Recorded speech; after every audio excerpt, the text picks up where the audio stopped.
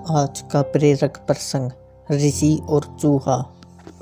दोस्तों, एक बार की बात है, एक वन में एक ऋषि रहते थे। उनके डेरे पर बहुत दिनों से एक चूहा भी रहता आ रहा था। यह चूहा ऋषि से बहुत प्यार करता था। जब वे तपस्या में मगन होते तो वह बड़ी आनंद से उनके पास बैठा भजन सुनता रहता।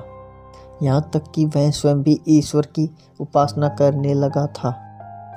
लेकिन कुत्ते, बिल्ली और चील कौवे आदि से वह सदा डरा डरा और सहमा हुआ सा रहता। एक बार ऋषि के मन में उस चूहे के प्रति बहुत दया आ गई। वो सोचने लगे कि यह बेचारा चूहा हर समय डरा सा रहता है, क्यों न इसे शेर बना दिया जाए, ताकि इस बेचारे का डर समाप्त हो जाए और यह बेधड़क होकर हर स्थान पर घूम सके। ऋषि बहुत बड़ी दैवीय शक्ति के स्वामी थे। उन्होंने अपनी शक्ति के बल पर उस चूहे को शेर बना दिया। सोचने लगे कि अब यह चूहा किसी भी जानवर से नहीं डरेगा और निर्भय होकर पूरे जंगल में घूम सकेगा। दोस्तों, लेकिन चूहे से शेर बनते ही चूहे की सारी सोच बदल गई। वह सारे वन में बेधड़क घूमता।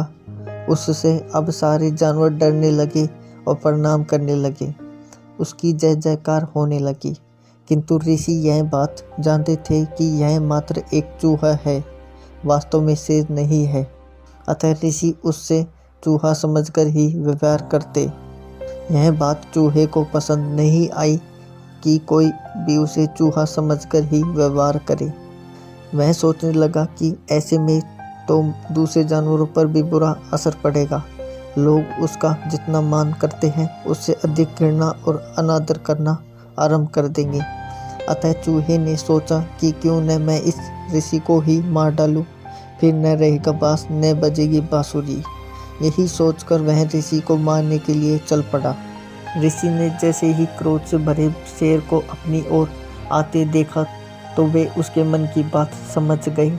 उनको शेर पर बड़ा क्रोध आ गया। अतः उसका घमंड तोड़ने के लिए ऋषि ने अपनी दैवीय शक्ति से उसे एक बार फिर चूहा बना दिया। शिक्षा।